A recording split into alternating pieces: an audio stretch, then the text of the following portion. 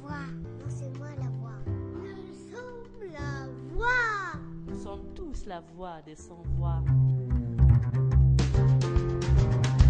Dans le cadre des 16 jours d'activisme contre les violences faites aux femmes du 25 novembre au 10 décembre, l'association Jazairuna a organisé une conférence-débat sur la thématique algérienne à travers les luttes féministes d'hier et d'aujourd'hui, avec la présence de Madame Fadila Chitour, présidente du réseau Wassila, pour nous parler du mouvement féministe algérien, histoire, analyse critique et perspective et quelques éléments biographiques.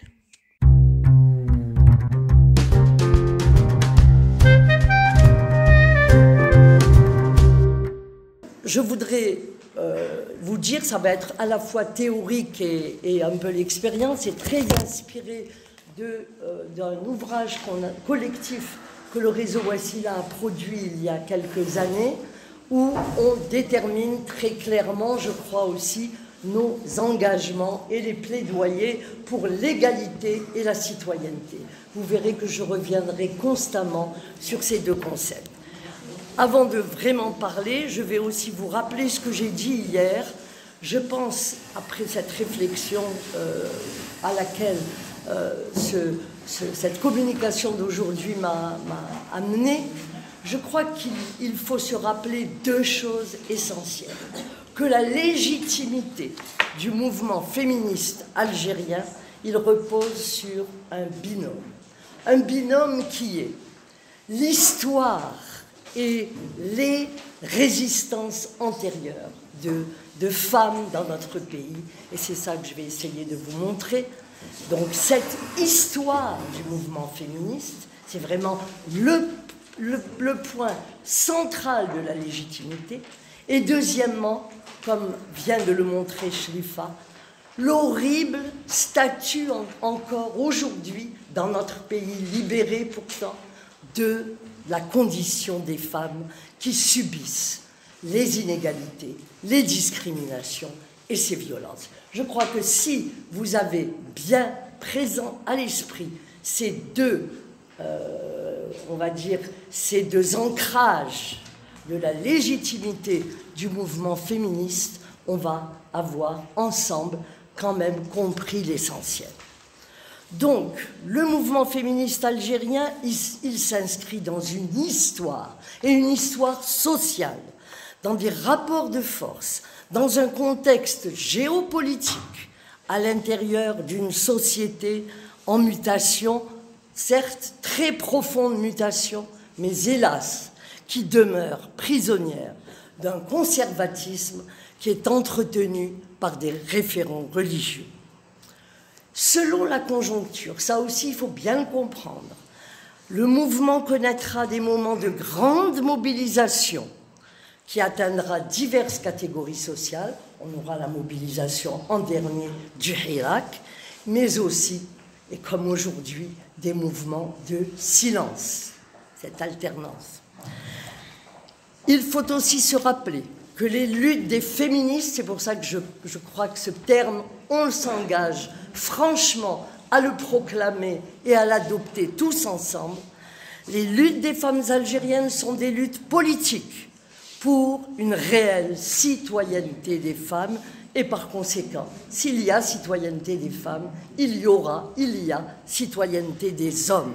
Bref, pour des luttes politiques pour l'émergence de citoyens égaux. C'est vraiment ça le cœur de la revendication. Les luttes féministes se sont articulées au moment de l'histoire de notre pays et suivant les changements qui se sont produits aussi bien sur le plan national qu'international. Vous avez vu combien, dans le rappel qu'a fait Shrifa, la solidarité et les mouvements universels ont imprimé des moments de progrès ou de régression. Et il est vrai que depuis de nombreuses années, les femmes se sont mobilisées pour la fin de l'oppression des discriminations dont elles sont victimes. Je vais avoir besoin d'eau bientôt. La défense de leurs droits, l'amélioration de leur statut dans une société qui est bâtie par tradition sur l'inégalité entre les hommes et les femmes, une société qui est régie par un système patriarcal très ancien et très dur, rigide. Il existe en Algérie une histoire de femmes qui s'écrit avec des ancêtres fondatrices, une généalogie de femmes emblématiques. On parle de Fatma Soumer, dont on a proclamé le nom tout au long de nos cortèges et de nos sit-ins. Des femmes emblématiques qui se sont illustrées dans les diverses résistances face aux envahisseurs et à la colonisation. Des femmes qui ont participé à la guerre de libération nationale pour l'indépendance. Des femmes donc qui ont bravé, bravé l'ordre colonial et l'ordre patriarcal qui les maintenait dans l'espace privé. Il ne faut pas oublier aussi, pendant la guerre de libération, les innombrables anonymes de l'ombre, et ne pas oublier enfin les femmes qui, dans les années 90, se sont dressées contre le terrorisme islamiste. Alors, plus précisément, où et comment on peut faire démarrer la naissance du mouvement féministe algérien? C'est la création, écoutez bien la date, en 1947, de la première association des femmes qui s'appelait à l'époque, ça fait sourire, Association des femmes musulmanes. Des femmes vont, écoutez bien, pour la première fois, parler au nom de leurs compatriotes femmes au sujet du projet national, c'est-à-dire de la décolonisation. Projet national, question centrale à l'époque. La revendication nationale leur permettra d'entrer dans la dynamique sociale et de construire leur propre mouvement. Ça sera un mouvement autonome par rapport à tous les mouvements qui existaient du temps de la colonisation. Écoutez bien donc déjà, ces femmes revendiquent ainsi déjà la citoyenneté pour le peuple algérien entier, et donc elles revendiquent cette citoyenneté pour elles-mêmes. Elles gravent donc d'emblée leur action contre le colonialisme, certes, mais la conquête de droits nouveaux pour les femmes. 1947. Ensuite, à partir de 1962, l'Union nationale des femmes algériennes, vous avez tous entendu parler de cette association qui a été emblématique, qui s'appelait l'UNFA. Elle a défendu la nécessité, je pense que Doria nous en parlera mieux que moi, la nécessité contre le statut inégal des femmes dans la société. Ça a été aussi la revendication d'emblée de l'UNFA après l'indépendance. Elle est la première association, donc post-indépendance, qui prône des revendications spécifiques aux femmes. À titre d'exemple, ça aussi c'est un moment historique important. Le 8 mars 1965, l'UNFA organise une marche de plusieurs milliers de femmes à Alger. Ces femmes, écoutez bien leurs revendications. Elles sont avant-gardistes et pleines, et ce sont des leçons. Elles revendiquent l'égalité des femmes devant la loi, la suppression de la polygamie, l'égalité dans l'héritage, la suppression du tuteur, l'abrogation de la répudiation et l'égalité devant le divorce. Voici la liste des revendications de l'UNFA en 1965. Or, vous savez ce qui est arrivé à beaucoup de ces organisations sous l'égide du parti unique, le FLN. Donc, comme les autres organisations nationales, malheureusement, l'UNFA a été rapidement étouffée. Elle devient une association sous tutelle de la ligne politique hégémonique, comme toutes les autres. Et donc, elle s'investira, c'est déjà pas mal remarqué, dans une mission de travail social. Elle s'occupera de l'espacement des naissances, et c'est un des succès de l'Algérie post-indépendance, le programme de planification des naissances, ça au moins, ce fut un succès. Elle s'occupera aussi d'actions de proximité, d'alphabétisation et de formation. Donc on retient 47, 65, et à partir de ce moment-là, bien sûr, on leur a demandé aux femmes encore, comme après l'indépendance, de ne pas se mêler de politique, de projets de société, de trop bouger en matière de revendications spécifiques. Mais il faut dire qu'après l'indépendance, les femmes ont participé aux activités de reprise économique, ce qu'on appelait le développement national, grâce à une politique d'éducation qui leur a ouvert le marché du travail et donné accès à des fonctions dans toutes les sphères de la société.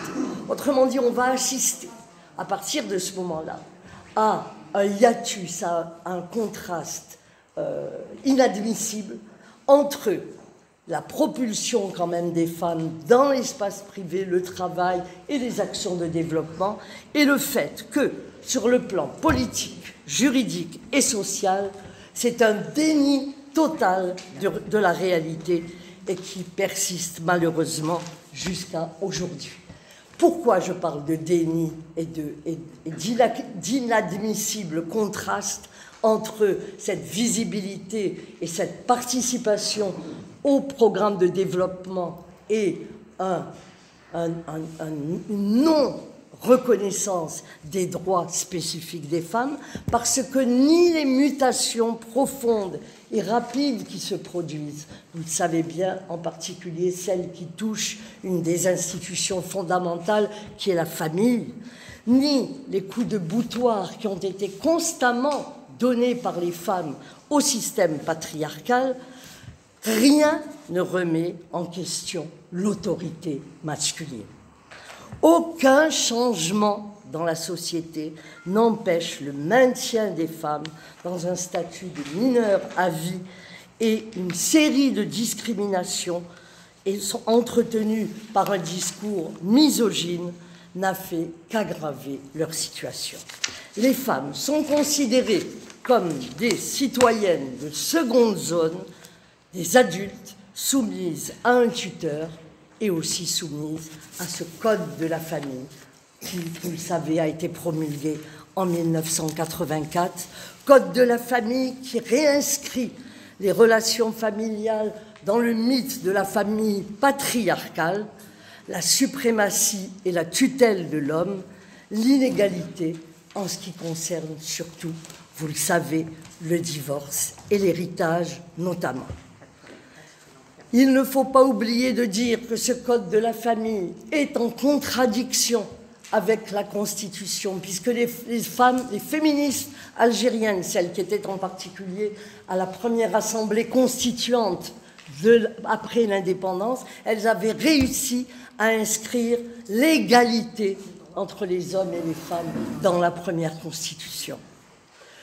Il est en contradiction avec la Constitution, et donc, vous savez que c'est un des textes que nous combattons le plus, car il est évident que tant qu'il ne sera pas aboli, abrogé, le statut de la femme ne pourra pas évoluer.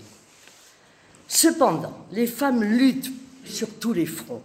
Elles produisent des idées, de la culture, et s'adaptent à la conjoncture, sans oublier leurs revendications premières pour des droits égaux. Et je continue un petit peu le fil historique. En 1985 est créée la première association de femmes pour l'égalité entre les femmes et les hommes.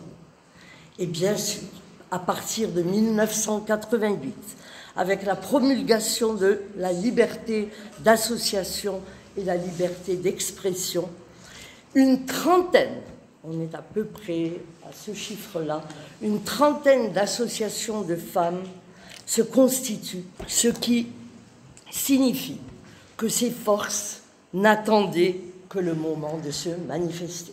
Et je pense qu'elles sont toujours là, ces forces, encore plus vivaces. Et que, dès que ce sera possible, le silence sera brisé et elles se remanifesteront. Au profit de ces luttes, quand même, on est négatif, on dit qu'on n'a rien obtenu, que le statut... Il y a quand même eu, ça a été rappelé par Shrifa, quelques avancées législatives. Avant peut-être le code pénal, à partir de 2004, n'oublions pas un article du code pénal qui sanctionne le harcèlement sexuel au travail. Le système, il y a eu aussi le système des quotas dans le cadre de la représentation des femmes en politique qui a été adopté en 2014, mais on n'en parle jamais parce que c'était une honte, puisqu'il était contemporain de, vous le savez, la tragédie politique qui nous a amenés au Irak. Et surtout, celle-là a été rappelée, c'est la loi qui criminalise les violences à l'encontre des femmes, qui a été promulguée en décembre 2005. Mais rappelez-vous aussi, il ne faut pas l'oublier, les mémoires doivent être fraîches, ça a été une bataille parlementaire absolument acharnée.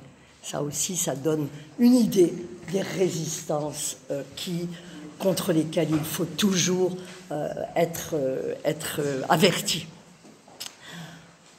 Ça a été dit aussi par Shrifa, bien sûr qu'on s'est réjoui de cette avancée législative, mais dans la pratique, nous qui, au réseau Wassila, faisons un travail qu'on appelle l'atelier juridique et qui voyons depuis 2005, qui tentons de voir si entre 2005 et 2019-2020, il y a eu un impact de ces textes législatifs, j'ai envie de vous dire non, pratiquement pas. Pourquoi? Parce que sur le terrain, ces textes ne sont pas suivis de mesures réglementaires, de mesures qui pourraient accompagner la marche des femmes vers la justice, par exemple.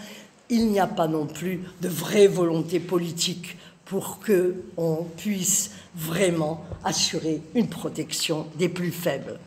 De sorte que, en général, concrètement, ces mesures sont ineffectives, puisqu'en plus, elles ne peuvent être effectives que s'il y a un réel état de droit qui puisse leur donner de la crédibilité et une assise démocratique. Ainsi, les femmes ont été de toutes les guerres et elles en ont payé le prix, même si les bénéfices promis et attendus n'arrivent pas toujours. Mais les luttes des femmes actuellement ne trouvent pas leur légitimité, et je l'ai parlé de la première légitimité d'histoire, elles en ont une autre qui est fondée sur ce qu'elles vivent au quotidien de violences, et ça a été rappelé, violences matérielles, physiques, qui vont jusqu'au féminicide. J'ai été étonnée du chiffre que tu as donné, Shrifa, c'est celui de la DGSN et de la Gendarmerie nationale.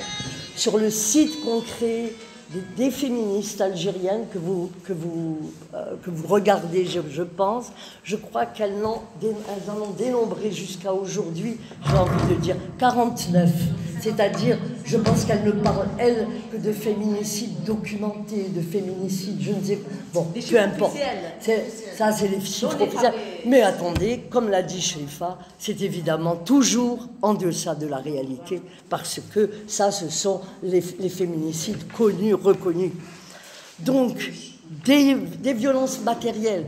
Dans notre statistique au réseau Wassila, les violences physiques représentent encore plus de 80% de l'ensemble des violences que l'on dénombre. Et bien entendu, quand on dit violence physique, c'est hélas assorti de violences psychologiques, économiques, sexuelles. Et il y a aussi, ne l'oublions pas, puisqu'elles viennent pas seulement de la famille, mais les violences symboliques, les violences que les médias produisent avec l'image véhiculée par des femmes, les violences juridiques, car la manière dont l'arsenal juridique pèse sur les femmes est aussi une violence supplémentaire. Et elles continuent, toutes ces violences, à se produire. Il faut quand même dire, elles existent, ces violences, mais voyez-vous, On est là aujourd'hui pour en parler, pour donner des chiffres. Et ça, on le doit au fait que les violences pendant la décennie 1990, en particulier le viol des femmes, leur esclavage domestique et sexuel dans les maquis terroristes, ont donné de la visibilité à toutes les autres formes de violence, celles qu'on dit ordinaires. Et donc, l'écho et la visibilité que représentent aujourd'hui, je crois, dans notre société, les violences contre les femmes, c'est aussi quelque chose qui est un acquis des luttes. Et c'est devenu, la lutte contre les violences faites aux femmes, une revendication très forte dans notre société. C'est la fin de notre émission. Merci de nous avoir écoutés et je vous dis à bientôt pour un autre numéro.